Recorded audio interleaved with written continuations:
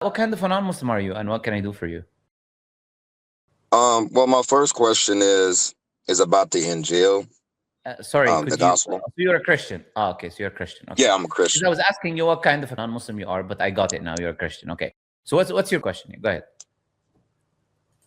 So my first question is, if the true Injil is no longer exists, how do we know what it was taught? If the true Injil no longer exist, how do you know what taught? That's your question, right? Right. Yeah, we believe the Injil was only sent to the lost sheep of the house of Israel or to the Israelites. Allah in the Quran explicitly says about Jesus, and a messenger to the children of Israel. So he was only sent to the lost sheep of the house of Israel. So since Jesus was only sent to the lost sheep of the house of Israel, the Injil, which is a revelation that was God revealed onto him, is only locally intended for those people. Therefore, today we don't need the Injil. We're not required to follow the Injil and what the Injil says as our criterion and guide.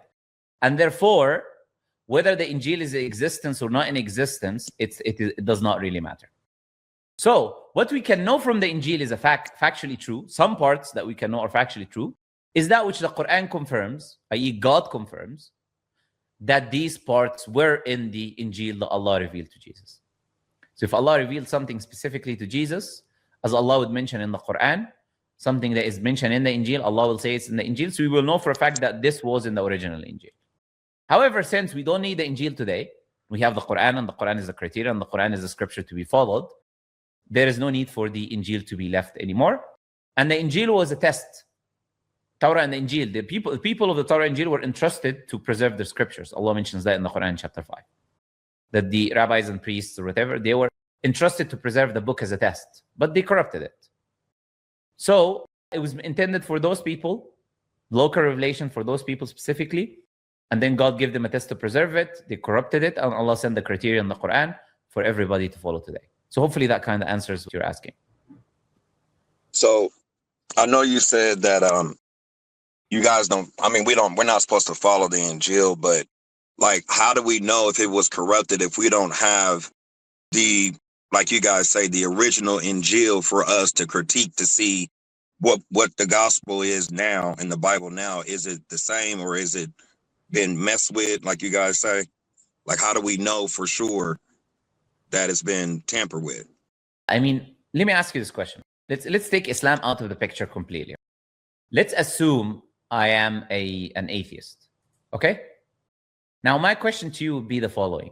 Do you know that the leading scholars of textual criticism, the ones that are skeptical and the ones that are defenders of the Bible, right? The ones that are orthodox or followers of the religions or evangelists or following the faith, both of them agree that the manuscripts of the Bible are corrupted and changed. Are you familiar with that? I hear it all through YouTube, yeah. Okay. I have an entire video on this, by the way. I have an entire video where the first section of it, I bring the scholars of Christianity that are defenders of the Bible. I don't bring skeptical people. Like Bart Ehrman is a skeptical person that people are like, oh, we don't want to listen to him. He left Christianity. He's agnostic.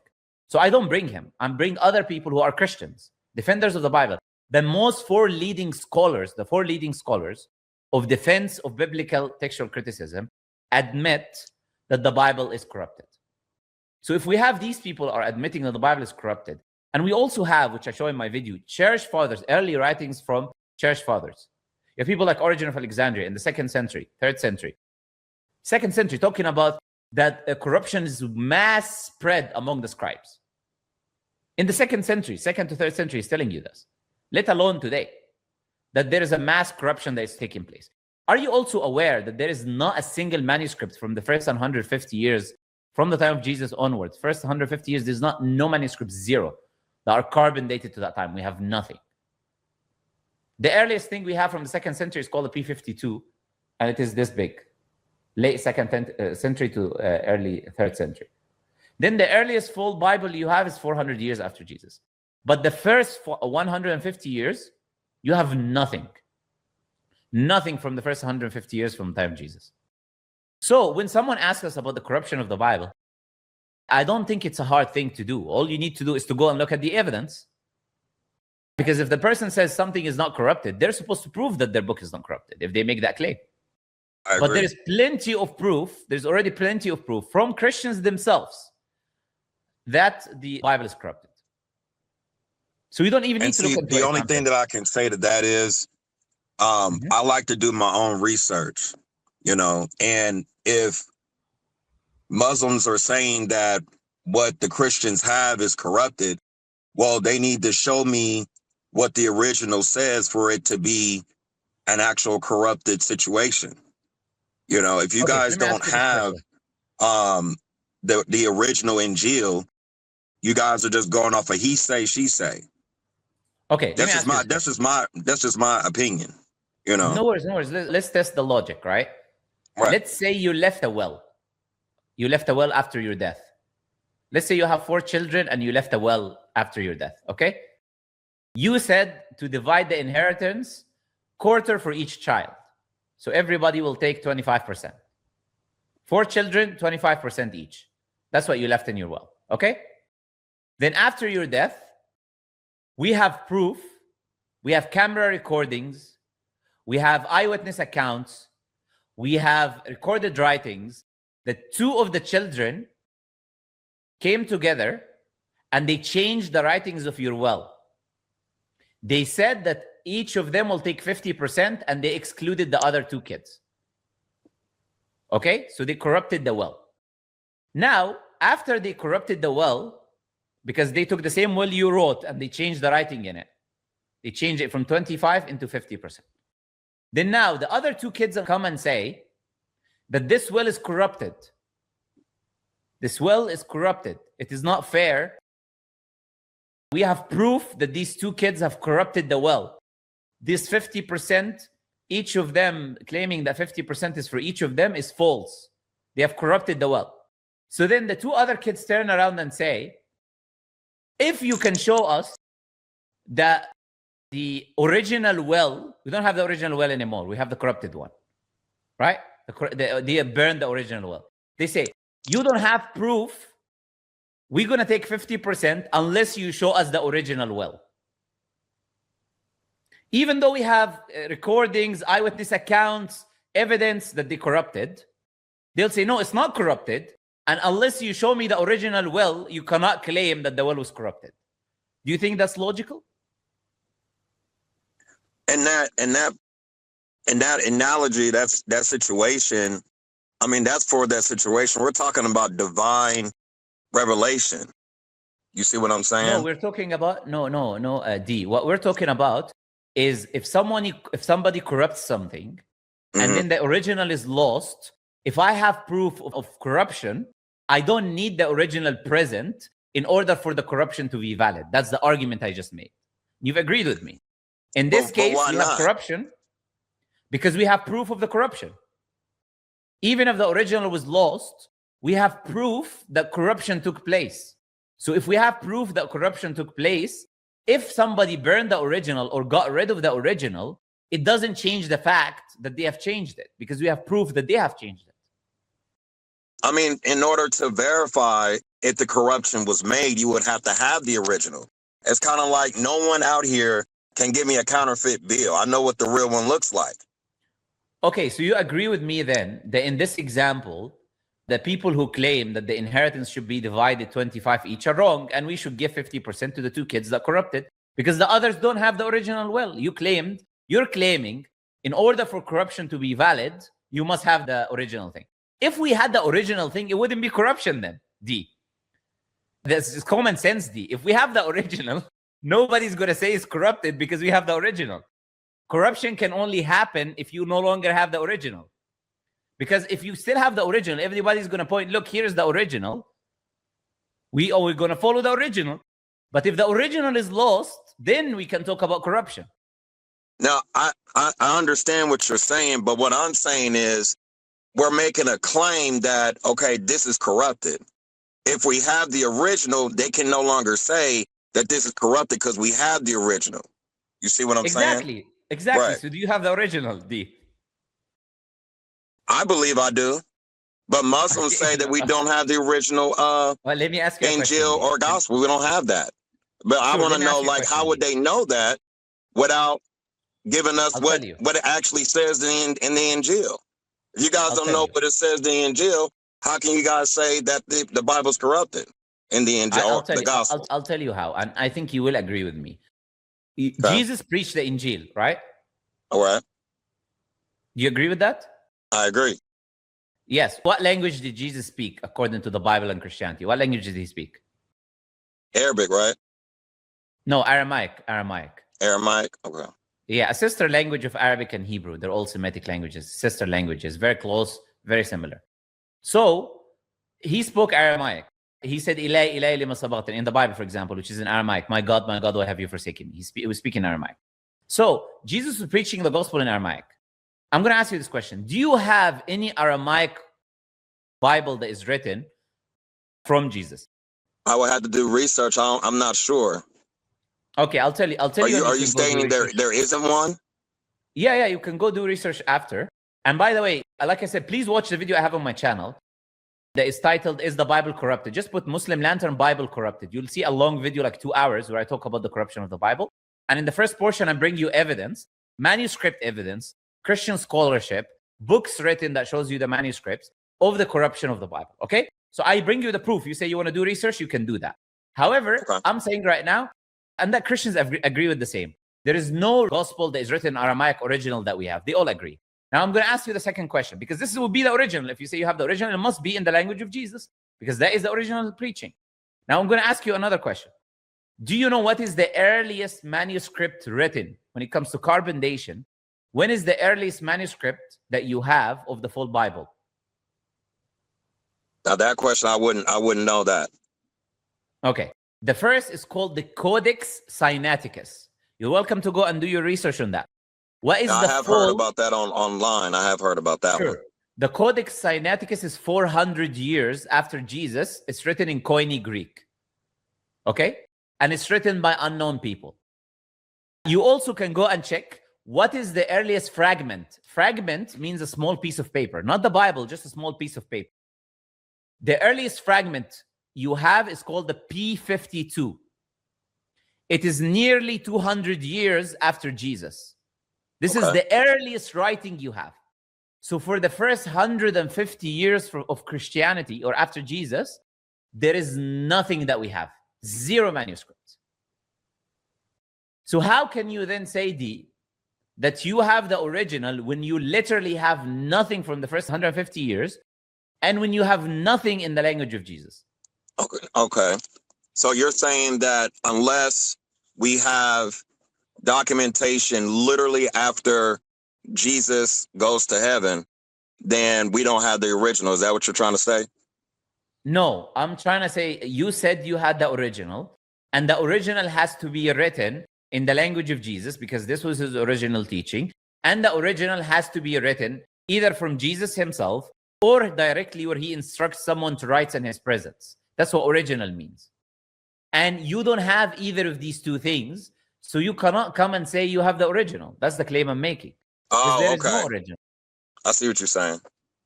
Yeah. So, and by the way, this is not controversial, D. You're welcome to go. Like I said, a quick search online will show you what I said. No Christian believes, no Christian who researched believe, or no Christian scholar believes that you have anything from the 150 years. No Christian scholar believes that you have an original written Aramaic Bible or gospel from Jesus. Nobody believes that whatsoever at all, D. Nobody believes that. Okay. So I've heard that it says in the Quran that if Muhammad was ever in doubt to go read the scriptures before the Quran, and that was in the 7th century. So what did Allah mean by that, speaking to Muhammad?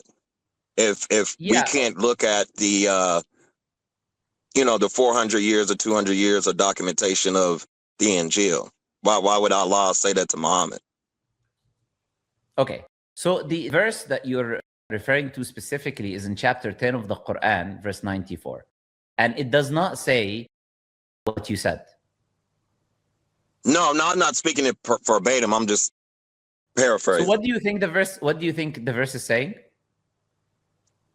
what I got out of that verse, what I keep hearing online is that Muhammad was skeptical a little bit. And Allah was like, well, hey, if you don't believe me, go read the documents before I gave you this. And you're speaking of the Torah and the Injil, right? Perfect. I really appreciate you saying what you just said, because you are just confirming that the problem that we have today is we have a lot of Christians that lie about Islam. They go online, they misrepresent the verses of the Quran, and there's people like yourself who you seem very genuine, but you listen to what these people say, and you get false information, and then you come to a Muslim like me, and you realize what they've been telling you is completely false. So I'm going to tell you now that this, what you just said, is completely false. And I'll tell you why. The verse of the Quran says the following. If you are in doubt, so now let's say this is referring to Prophet Muhammad, even though his name is not mentioned, okay? In the verse, by the way. But let's say it's referring to Prophet Muhammad. It says, if you are in doubt. So I'm going to ask you the question. If I say if, which is a conditional if in the English language, in English grammar, it's for conditional things. If I say if something, does that mean that that thing happened or necessarily can happen? Or can that thing be still impossible even though I use the word if? Can I use the word if for something that is impossible? You said impossible? Yes, impossible. Can you use the word if it's impossible? Yes. I'm going to say no. Okay, so I'll give you an example now. If I say to you, I mean, I just said if again, huh? So if I say to you, D, if I could fly, I would go to the moon. Is it possible for me to fly? Okay, you're putting some extra in there. No, it's not possible for humans to fly. No. Yeah. So if I can use the word if, and I can use it conditionally for something that is impossible. Okay. I can say, if I was the president of India, I would build a new home or some random thing. If I was the president, it doesn't mean I'm going to be the president of India ever, because I have to be born in India. I have to be an Indian, for example, or president of America or whatever. So it's an impossible thing because the laws are against what I'm saying. So I can use if for something impossible. So if the verse is saying, if you are in doubt, that does not even mean that it is possible for the prophet to doubt. So I can make the claim easily. The if here does not indicate that the prophet would even doubt. So that's the first thing that I'm going to say. The second thing I'm going to say, that we have already a narration from Prophet Muhammad. We have narrations in the books of Tafsir, multiple narrations, where the prophet said, I don't doubt and I don't ask. After this verse was revealed, the prophet doesn't doubt and doesn't ask. That's why I said to you, this if, which is conditional, is not talking about a situation that happens or will happen. It's just if this happens. If it's a hypothetical situation, it does not mean it happens or it will happen. So that's number one. That's the first thing from the verse that I want to highlight. Okay. First thing here, we highlighted there is no doubt because we already have proof and narrations. The prophet says he was in doubt. So those Christians that claim the prophet was doubting are liars, because we already have the prophet himself saying he doesn't doubt. Okay? Number two, the verse doesn't say, if you are in doubt, go read the scriptures. The verse says, if you are in doubt, ask those who used to read the scripture before you. Now, this is very important. Mm-hmm. Yeah, so this is very important. Now I'm going to ask you the question. Why does it say, because the language of the Quran is miraculous. Every detail is important. I'm going to ask you this question. When the Quran says, used to read the scriptures before you, okay, why is it saying before you? Why is it saying they used to read the scripture? Why are they not reading it anymore? Based off of what you just said, that there's no scriptures, like you were saying earlier, right? Oh, you could say that, but that's something you could say. But what the verse is referring to, because you could read parts of transmitted scripture that some of it is corrupt and some of it is there. You could still read. But what the verse is saying is referring to believers from the people of the book. They used to read the scriptures because they accepted Islam. So don't no longer read the previous scriptures because now they don't need to anymore. So they accepted Islam. They used to read the scriptures before Prophet Muhammad because the Prophet wasn't there yet. So they would read whatever was accessible to them. When they accepted Islam, they're no longer reading the scripture because the prophet came. So this verse is also proof that we don't need the previous scriptures, because the verse is clearly saying they used to read the scriptures. They're no longer reading the scripture. Okay? So here, those people are now Muslims. They're not Muslims. And that is found in all of the books of exegesis we have in the Quran. And the books of exegesis, explanation, all mentions their names. You have people like Ka'b al-Ahbar, who used to be Jewish. You have people like Salman al-Farisi, he used to be Christian. We have many people. And they're mentioned by name in our books, that this verse is referring to them. I'm not making, this is not something I made up on the spot. Anybody who goes to our books, because this, I'm telling you why these Christians are misrepresenting us. Because they know in our books it says this, but they ignore it. So this is referring to people who became Muslim. Okay? And I'll tell you why, because Allah is not going to tell the Prophet, go and ask disbelievers. That Allah in the same book says that they changed their scripture.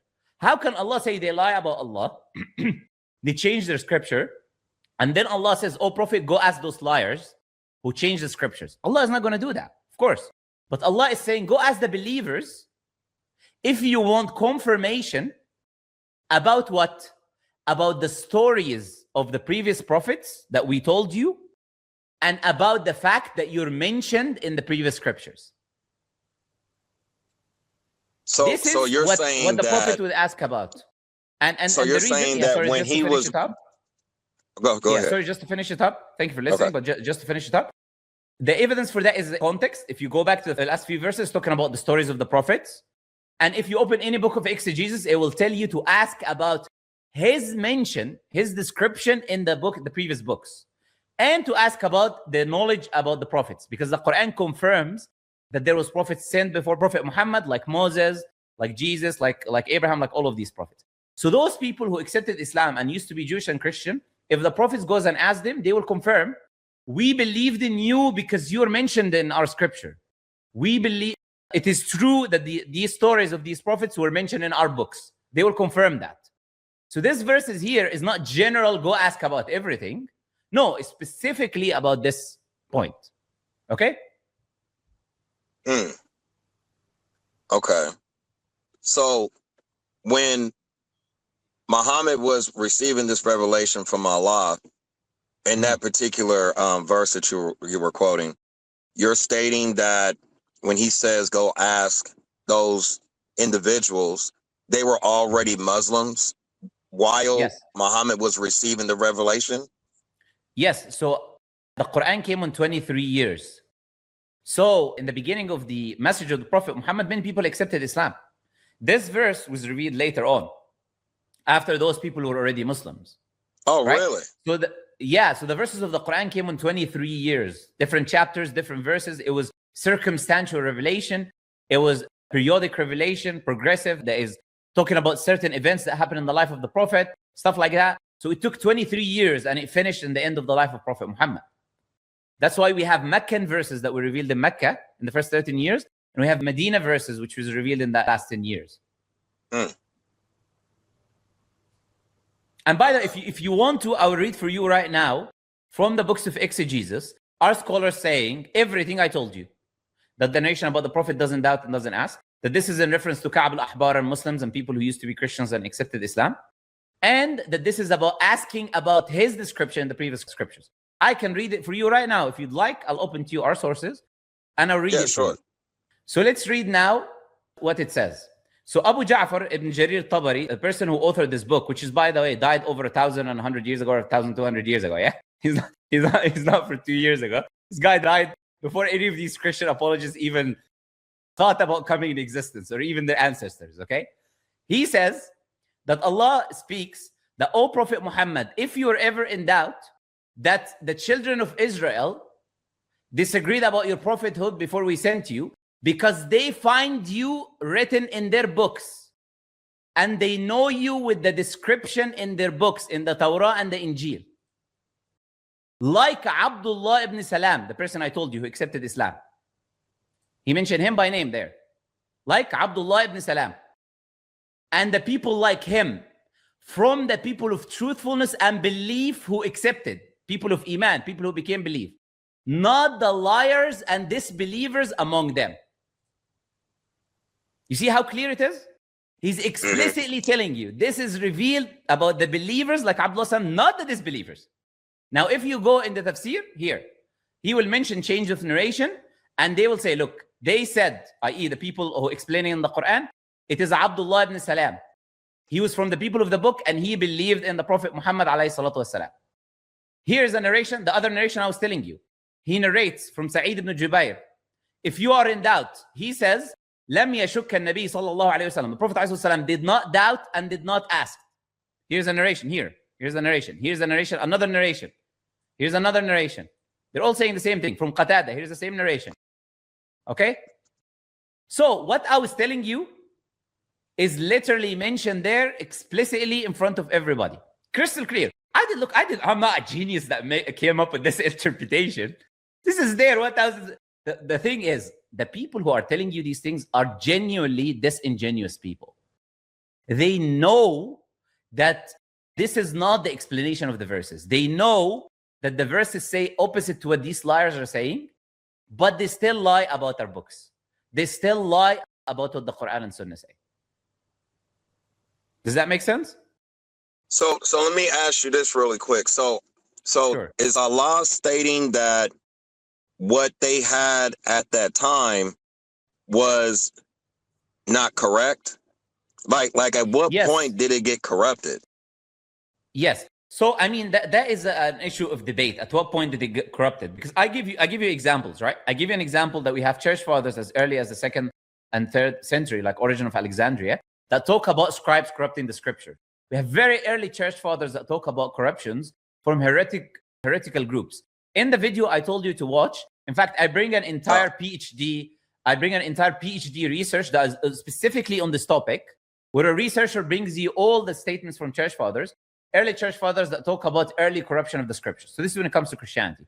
When it comes to Judaism, the earliest writing we have is 2,000 years after Moses, the Dead Sea Scrolls. And the Dead Sea Scrolls are not the entire Old Testament. They're only the majority of Isaiah and small parts of the Old Testament. And they have so many things that are rejected. So they have truth and they have falsehood, right? And then the Jewish people were always exiled. They had the Assyrian exile, they had the Babylonian exile, they were persecuted under the Romans. So they were killed and massacred, and their books were burnt multiple times. So there was many times where corruption happened. Corruption wasn't happening one time and the other. Even the ancient Hebrew language that Moses spoke is not found today. They had to revive the Hebrew language, and they used the Arabic language, they used other things to revive the Hebrew language because they're also Semitic. So they used the Arabic language. But the language died. So the idea is exactly at what there was continuous corruption. It was not at one point someone sat down and corrupted the whole book. It was happening over years. So when someone asks when exactly is it corrupted, is a wrong question to ask, because it wasn't one point. It was historically being corrupted with time. That's why the biblical scholars of the New Testament, they say every manuscript of the Bible is corrupted. Literally everyone. There's no perfect manuscripts. Daniel B. Wallace, who is the foremost leading Christian scholar of the textual criticism, who, by the way, revises the translations of the Bible, like the RSV and NIV. He's in the committee that revises these Bibles. He tells you that every manuscript of the Bible is corrupted. Literally every manuscript. There's no perfect manuscript. And he says all of them contradict each other. I'm going to have to check out your video so I can see all of this. All this is in your video? Trust me, you will be shocked. I guarantee you what you will see and read, because I bring him speaking. I bring a video of him speaking. I don't just bring his words in his books. I literally brought his video saying these words from his own mouth. So no Christians come and say I'm misrepresenting. And by the way, D, if you Google who is the most popular New Testament textual criticism scholars, they will bring you the name of Daniel B. Wallace. If you Google it. I'm bringing you the most popular one, literally, telling you this. And he's a defender of the Bible. The point is, D, is that if people do research and not just take at face value what the lying Christian apologists are telling them, if people do research and investigate, they will realize that they've been lied to. And they will realize that the truth is a lot clearer than what you may think. All you have to do, D, is to just do research. Okay. Because my only thing is, it's just like Muslims and Judaism is kind of like separate, right? You guys are separate from each other. So Yes. it's like, was the Torah wrong too, you know? Yeah, so in the video, I talk about this as well. Both the Old and New Testament are corrupted, both of them. So if you look, let me ask you a question, D. Yeah. And you probably will find this from your common sense. If I say to you, God, the all-powerful one, the creator of the heavens and the earth, he was fighting with a human being. And then he couldn't overpower the human being. And the human being defeated him. And then he begged the human being to let him go. Would you believe this is God, the creator of the universe? No. Do you know the Old Testament says this literally?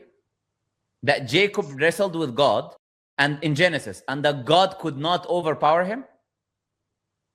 I do know that's in there. So you're saying that didn't happen? I'm saying that this is falsely attributed to God because God is the all-powerful. But that's not only that. I can show you many other examples of corruptions, D. Like, for example, the Old Testament says that God rested and refreshed in the seventh day. Tanaffash is like, in Hebrew, it's like you breathe, like you rest and you take your breath, literally. You don't just rest, but you take breath after creating the heavens and the earth. And only a weak person would do that. It mentions that God regrets, like saying, I regret creating man. It mentions that God forgets. He needs to be reminded by a rainbow after flooding Noah. So there's many things that are mentioned in the Bible that are deficiencies of God. But not only that, also lies and misattributions to the prophets of God. And as you know, maybe you're aware that the children of Israel were very disobedient. And they disobeyed God. And that's why they were cursed by the prophets and cursed by Jesus. That's why they were misattribute things to the prophets of God. They were misattribute things to God because they were the enemies. Many of them were the enemies of God. So they will lie about God. They will misattribute things to him to insult him. They will lie about his prophet and his prophets. So that's why they corrupted these things to give deficiencies to God and to give deficiencies to the prophets and the messengers of God. Now the Quran corrects all of these things. Allah says he created the heavens and the earth in 6 days and no fatigue, no tiredness have touched us. Allah in the Quran says he's the all-powerful. Allah in the Quran says Allah does not forget. Allah refutes all of these beliefs that the people misattributed to God. They corrupted and misattributed to God. So Allah revealed the Quran so you can bring people back to the natural truth. The natural truth within you. You don't have to be a Muslim to agree with me that God is the all-powerful and nobody overpowers him. You don't have to be a Muslim to agree with me that God doesn't regret and forget and all of these deficiencies. You don't have to be a Muslim. You'd agree with me that that's the natural state that you have. And that's why when you read the Quran, you realize it is what you believe in your heart. And you realize that God is bringing people back to the truth. And the church and the writers of the Bible have taken people away from God into polytheism, into worshiping multiple gods, into worshiping a weak, deficient God, into attributing lies to the prophets. You will realize that when you do your research and when you read the Quran. How can I get my hands on an actual physical Quran? Yeah, if you can email me, D, and I will have one posted to your house or whatever location you want. If you just send me an address and I'll have it posted directly to you. Yeah, and I'm only asking because I like to do my own research, you know. Of course, you could tell I've read the Bible. You have to read. Oh, for sure, yeah. You have to read to get educated. Right. I'm a Muslim because I've read the Bible. I'm a Muslim because I've read the Bhagavad Gita. I'm a Muslim because I've read the Vedas. When I read these scriptures, I became a Muslim. I realized that this is the truth. When I read the Quran and I read these scriptures, I knew for a fact the Quran must be from God and these scriptures cannot be from God because they have contradictions, because they're corrupted, because they have human errors.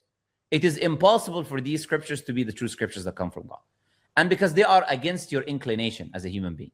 They are against your innate disposition. They are against your mind, the mind that God gave you. The Bible itself says, come, let us reason together. It says, seek the truth and the truth will set you free. So when you reason, and it says that God is not the author of confusion. But when you look at what the teachings of the church, it's confusion. When you look at what people are telling you, it's confusion and it is lies. And that's why when you do your research, you come to the conclusion of what the truth is. So do you not believe in what they did in Judaism when it comes to sacrificing animals for the forgiveness of sins?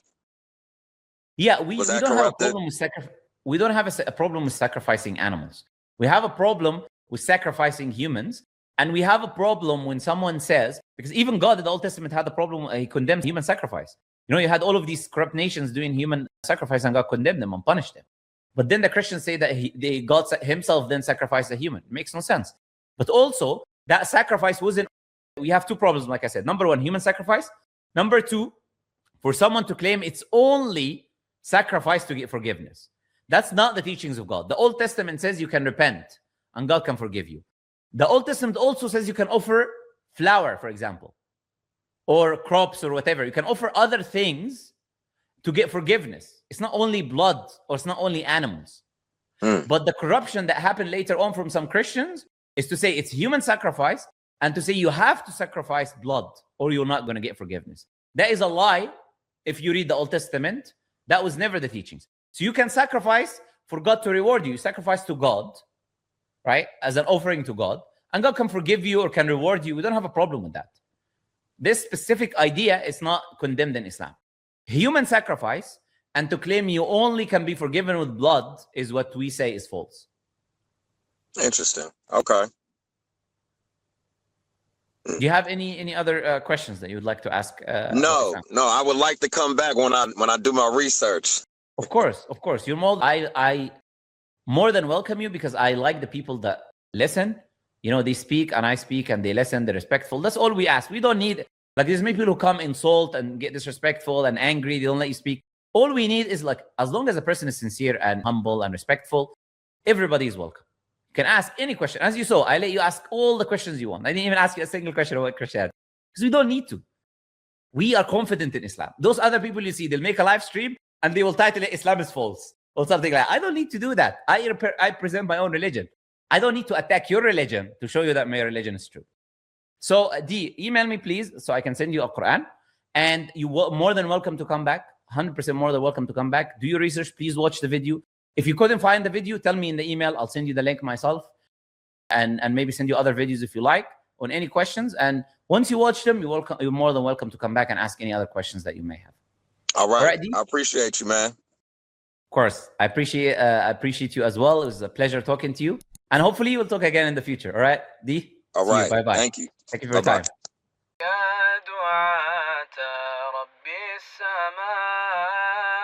يا من صنعتم في الأرض نورا يا قلوبا فيها الوفاء بشركم اليوم السرور